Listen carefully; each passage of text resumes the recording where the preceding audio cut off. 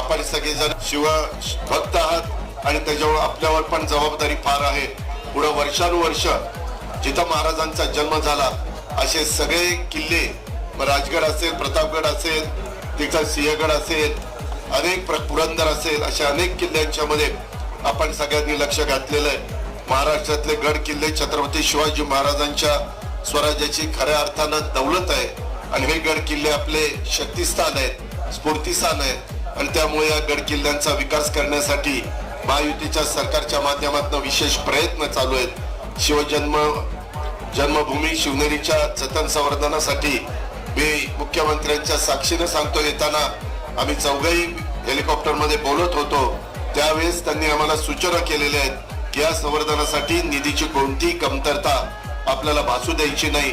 हा देखील शब्द मी राज्याचा अर्थमंत्री यांना, त्यांनी मुख्यमंत्री उपमुख्यमंत्र्यांच्या साक्षीने देतो।